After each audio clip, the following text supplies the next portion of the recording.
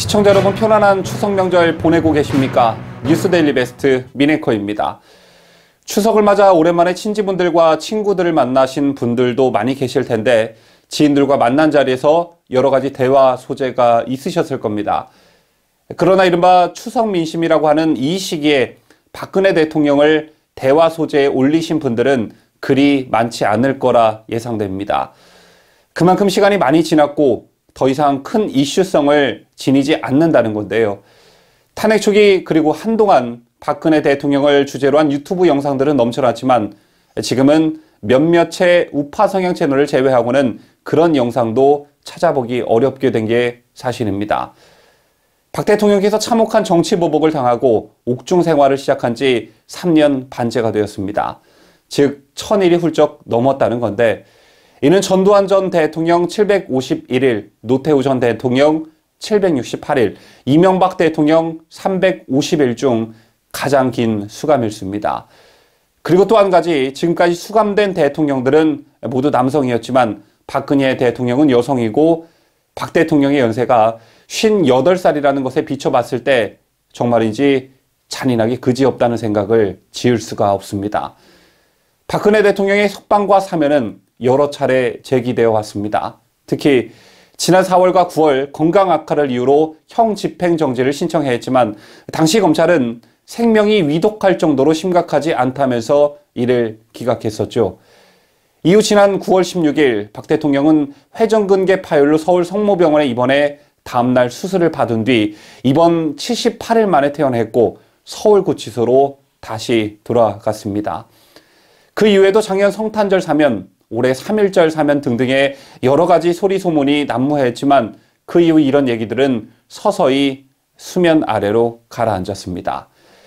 그리고 마지막으로 박 대통령께서 언론에 회자된 게 지난 4월 총선 때였던 것 같습니다.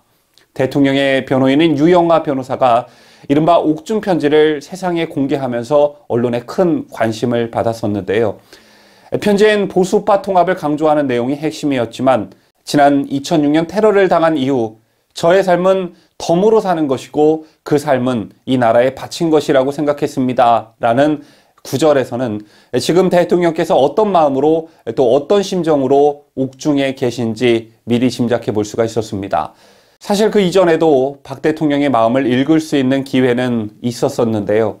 2017년 11월이었죠. 자신의 구속이 법원에 의해 불법적으로 연장되자 재판부를 믿을 수 없고 더 이상 재판은 의미가 없다는 의사를 분명히 하셨습니다. 또 법원이 선정한 국선 변호사의 면담까지 거부하면서 사실상 대통령의 재판은 걸석 재판으로 진행이 되어 왔습니다.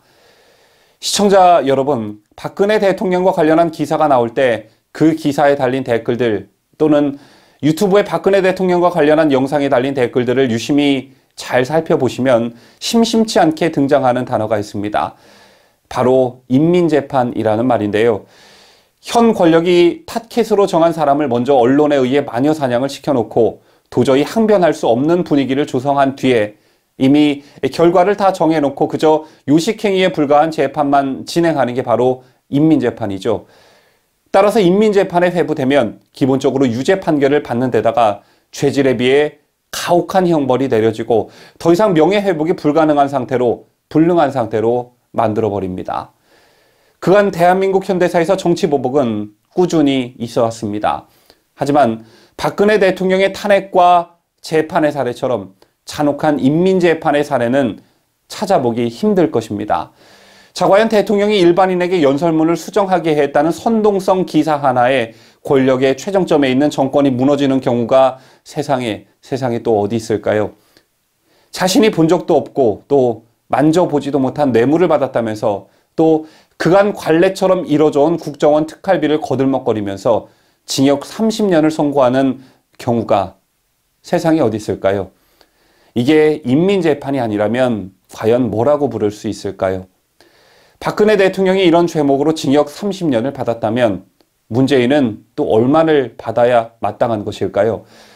울산시장 선거 청와대 개입건으로 징역 20년, 업무 추진비로 심야의 고급 이자카야, 와인바 등에서 사용한 죄를 물어 징역 5년, 우리 국민이 해상에서 사경을 헤매고 있는데 이를 방치해 북한군으로부터 처참히 살해당했다는 죄를 물어 징역 20년, 실효성 없는 탈원전으로 국익에 심대한 손실을 끼쳤다는 죄를 물어 징역 10년, 총체적인 선거관리 부실로 부정선거를 야기시켰다는 의혹을 밝혀 징역 20년.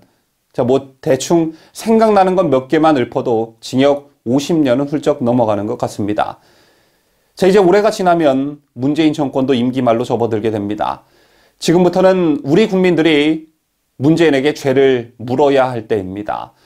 여러분이 검사가 아니라도 또 판사가 아니라도 그 죄를 물어 형량을 예측하기란 이제 너무도 쉬워졌습니다. 박근혜 대통령에게 내려졌던 죄목과 형량을 그 기준으로 삼으면 되기 때문입니다. 시청자 여러분, 미국에서는 매년 2월 셋째 주 월요일은 대통령의 날로 지정해 놓고 있습니다. 그러면서 전직 대통령들을 기리고 있는데요. 이 밖에도 미국에서 도로, 공항, 건물, 군함 등의 퇴임 대통령들의 이름을 붙이는 것은 퇴임 대통령을 예우하고 기념하는 대표적인 예라고 할 수 있습니다. 또한 생존해 있는 대부분의 퇴임 대통령들은 취미 활동을 하며 노후 생활을 보내고 또는 회고록을 쓰거나 재단이나 연구센터를 세워 자신의 임기 중에 추진됐던 국내외 정책을 계속해서 이어갑니다. 그리고 직간접적으로 현실 정치에 개입하기도 하죠. 그런데 우리나라의 경우는 어떻습니까?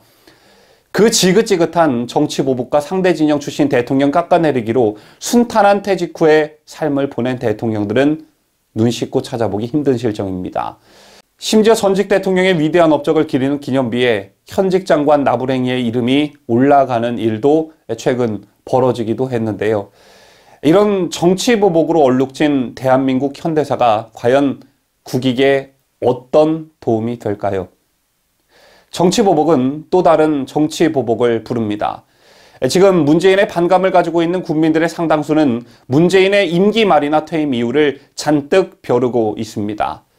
이명박, 박근혜 전직 보수우파 출신의 대통령들을 옥죄했고 그것도 모자라 40, 50년 전 역사적 죄를 물어 고령의 전두환 대통령을 불러내고 박정희, 이승만 대통령의 업적을 기리려는 움직임이 있을 때마다 치졸하게 방해해왔습니다.